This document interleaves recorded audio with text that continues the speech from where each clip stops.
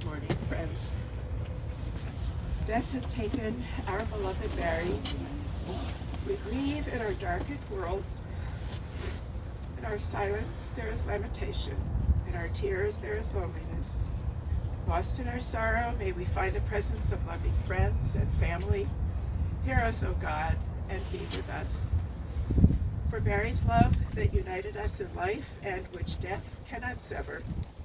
For his companionship that we shared along life's path and which continues through the tenderness of memory.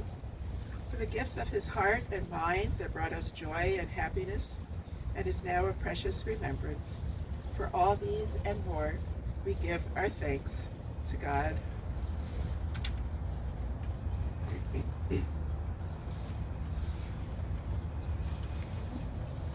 Dear God and Shepherd, guide us, your flock, with love and compassion. If in our grief and desolation we grow distant, do not abandon us, but draw us closer to you. Grant solace and comfort to those of us who mourn. May we sustain each other with the blessing of memory, the memory of the life of our beloved Barry. In the valley of the shadow of death, beside the still waters, and in the green pastures, you, Adonai, are our shepherd. Be our strength, our shield, our guide, and be our comfort throughout all our days. And let us say, Amen. I'll chant the 23rd Psalm. Adonai rovi lo echsar, binot asher yarbitzeni yomei menuchot yenachaleni, nafshi yeshaveh, yancheni b'ma'aklet tzedek l'ma'an shemo. Gam ki elech b'gates ha'mavet, lo irara ki ata imadi. Shivtecha u'mishantecha hema yanachamuni, te'orech lefanai shulchan neged tzoralai. Dashanta v'shem et roshi, kosi rivaya. Ach, tov v'chesed yudifuni, kol yamei chayai. V'shavti b'veit Adonai, le'orech yamim. You are my shepherd, I am content. You lead me to rest in the sweet grasses, to lie down by the quiet waters, and I am refreshed. You lead me down the right path, the path that unwinds in the pattern of your name. And even if I walk through the valley of the shadow of death, I will not fear, for you are with me, comforting me with your rod and your staff, showing me each step. You prepare a table for me in the midst of my adversity, and moisten my head with oil. Surely my cup is overflowing, and goodness and kindness will follow me all the days of my life, and in the long days beyond, I will always live within your house. We need light when gloom darkens our lives. We need fortitude and courage when pain and loss assail us. May we find these in God's presence, and let us find them too in the loved ones and companions who do God's work by binding up the wounds of the stricken. We are loved by an unending love. We are embraced by arms that find us even when we are hidden from ourselves. We are touched by fingers that soothe us even when we are too proud for soothing. We are counseled by voices that guide us even when we are too embittered to hear. We are loved by an unending love. We are supported by hands that uplift us even in the midst of a fall. We are urged on by eyes that meet us even when we are too weak for meeting. We are loved by an unending love. Embraced, touched, soothed, and counseled, ours are the arms, the fingers, the voices. Ours are the hands, the eyes, and the smiles. Indeed, we are loved by an unending love.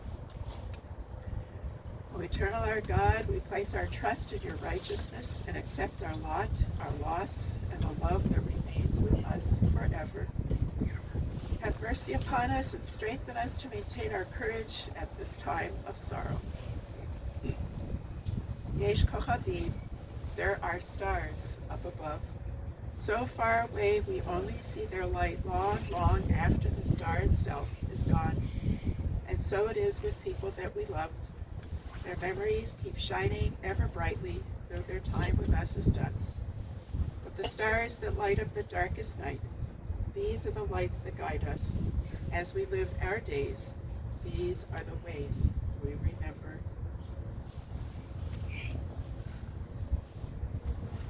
Jessica?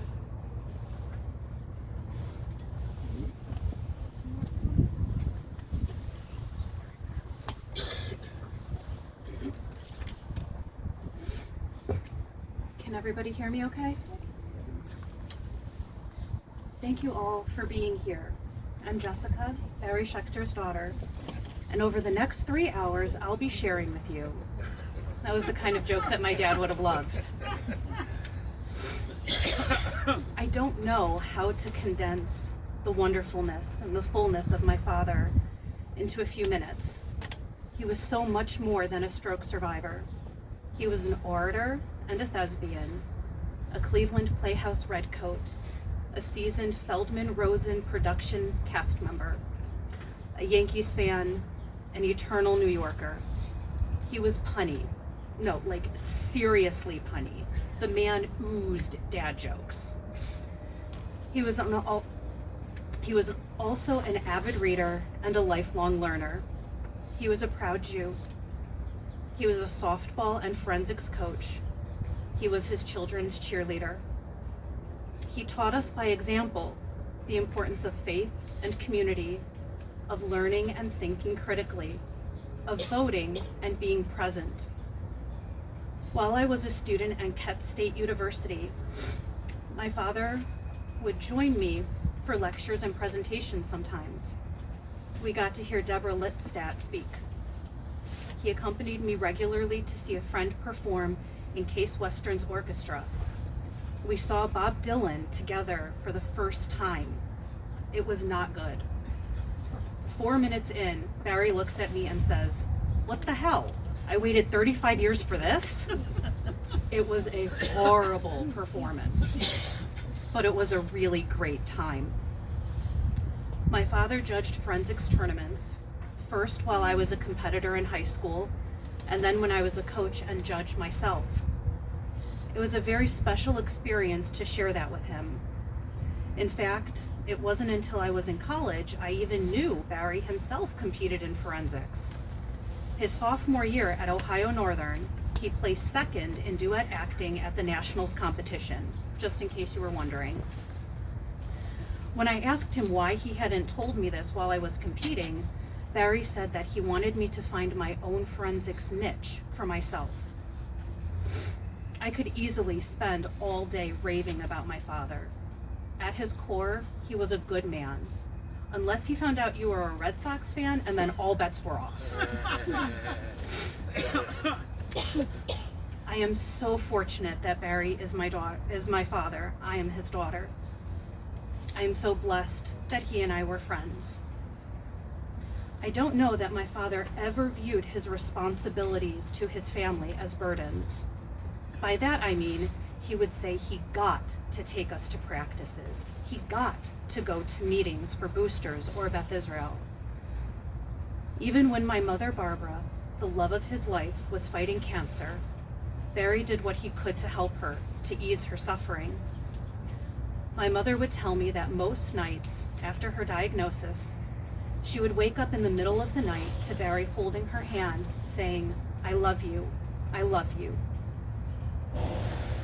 I am comforted by the image of my parents, Barbara and Barry, once again holding hands, saying to each other, "I love you."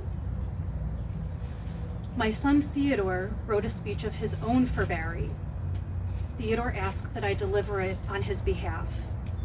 He writes, "I am sad that my papa really died. We were good friends and having a good time, and we were really happy when we were playing doctors. And now he is dead, and I am so sad." Theodore, I couldn't have said it better myself. Thank you all for your time and for your support.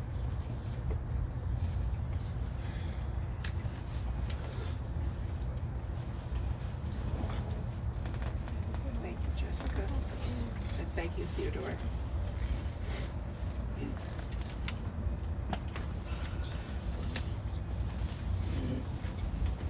So I stand here today as the rabbi of our congregation, but as a really long-time friend of the Schecter family.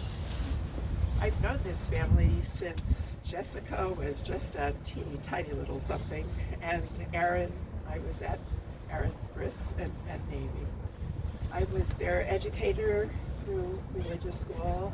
I stood on the bima with them as the cantorial soloist, as each of them became bar and bat mitzvah.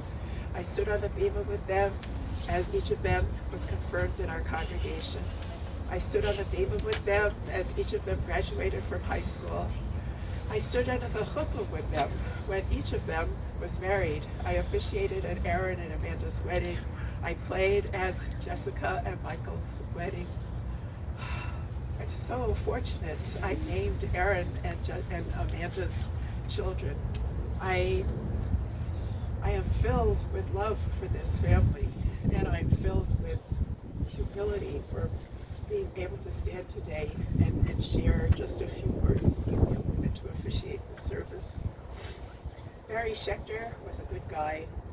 He was warm and embracing. He was a great conversationalist. He was an avid reader. As Jessica mentioned, he held our temple library's record for reading the most books in a year for many years. Just go to the shelves, take out a book, still have the card system. You'll see his name written. He loved to perform and did so, bringing his New York accent to many roles in our Temple's Gala productions. Barry loved sports, and he loved his New York teams. Jessica mentioned that you can take the boy out of the Bronx, but you can't take the Bronx out of the boy. Yes, he was an avid fan. Name a sport that Aaron played, and Barry was there to cheer him on. He loved each sport, and he loved watching his son play baseball and football and wrestle and track and field, you name it, he was there. But more than schmoozing, more than reading, more than performing, more than rooting for his teams, Barry loved his family. His parents, Leo and Mildred, his sister Rosalie and her family, his beloved wife Barbara and his children, Jessica and Aaron, and his grandchildren.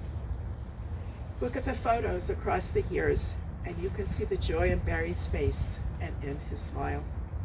As a father, Barry taught Jess and Aaron how to navigate being Jewish in a Gentile world. And I must admit, as I continue along with the list that they shared with me, I think it all has to do with how to navigate being Jewish in a Gentile world. How to drive and parallel park in spaces you could not imagine a car would fit. How to anticipate plays in baseball and how to keep score. How to be in a production. He modeled how to be in a relationship that is founded on love and is sustained by love. He taught us that it is okay to cry, that it is okay to be moved and to show your emotions. Confronting the loss of his father and Barbara, standing on the bima as Jess and Aaron became B'nai Mitzvah, standing together with the larger Jewish community and singing Hatikvah. All these and more were so moving for Barry, and he let himself be moved. Barry grew up in a very Jewish neighborhood in the Bronx, but West Park and then Olmsted Falls were not the most Jewish of neighborhoods to raise a Jewish family. Oh, well done. He and Barbara joined our congregation, and Beth Israel, the West Temple, would be their Jewish home away from home for Shabbat and religious school and holidays and friends and community. It was important to Barry to find relevancy in Judaism. It should be meaningful to you, and he passed this on to Aaron and to Jess. After his stroke, Barry showed us all how to accept help. Some might say he was stubborn. I would suggest he was determined. He tried the best he could to make sense of his new life. He set pride and independence aside so he could regain as much of his strength and speech and mobility and independence as possible. This Sunday night, we light the first candle of Hanukkah. In the darkness of winter, our Hanukkah menorah shines its light into the world. Ultimately, the candles will burn down, but the memory of that glow continues to warm our hearts. Barry Schecter brought much light into our world. Each of us now takes the gifts that he passed to us and will make meaning of them for ourselves. And as we do, we will send that light out into the world and be warmed by the memory of this brave and loving man. Zichrono livracha, may Barry's memory be for a blessing. Eternal God, creator of all life, you give the gift of your spirit and we are formed. You take it in return and we turn to dust. We are grateful for the many blessings in Barry's life. We now turn to you seeking comfort and light. Harachaman, O compassionate one, grant us solace and strength. Reinforce our faith, for you are our rock and redeemer. And let us say, Amen. We continue now with El Malei Rachamim. As you can, please rise.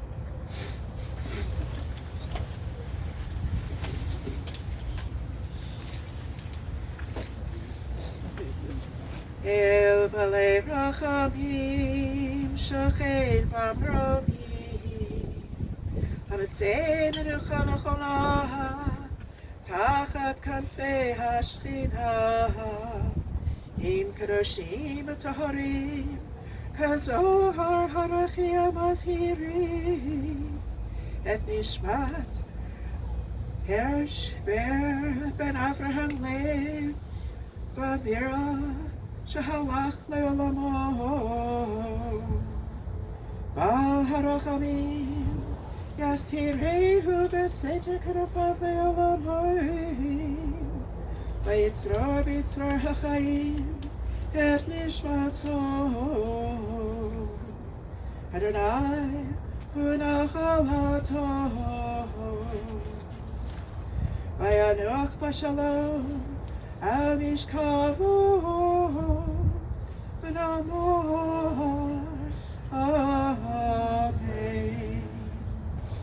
Compassionate God, eternal spirit of the universe, grant perfect rest in your sheltering presence to our beloved Barry Schecter, who has entered eternity. O God of mercy, let him find refuge in your eternal presence, and let his soul be bound up in the bond of everlasting life. God, you are his inheritance. May he rest in peace, and let us say, Amen. May the love and eternal connections of our souls give us strength as we turn to recite the words hallowed by time. Sanctify the name of God, we honor the memory of our dear Barry with the words of the Kaddish, Yatom, the mourner's Kaddish. We'll let the casket down at this time and then continue with the Kaddish.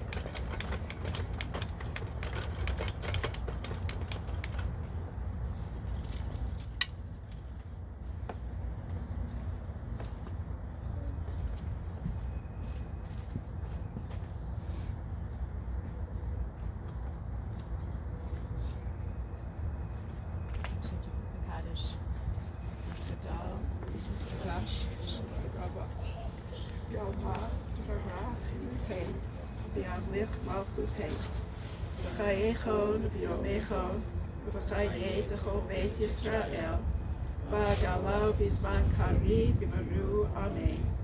Yehi Shemei Ra'am V'orach Le'olam Olamei Olmayo.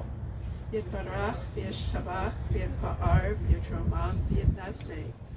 V'yithadar V'yitaleh V'yitalal Shnei T'kudashah Richu Le'ela Mikol Terchata V'shirata Tushbechata V'nechemata Da'amiran V'alma V'naru Amen. Yehi Shalama Rabba Min Shemaya V'chaim Aleinu V'al Kol Yisrael V'naru Amen. Say shalom b'broma, huya say shalom, aleinu v'al kol Yisrael, v'varu, amen. May the one who makes peace in the heavens help us find peace, make peace, and spread peace here on earth, and may all who mourn be comforted. And now we continue with the last chesed, with the last act of loving kindness that we can do and help to bury. We'll each take a shovel or so of the dirt and put it in the grave.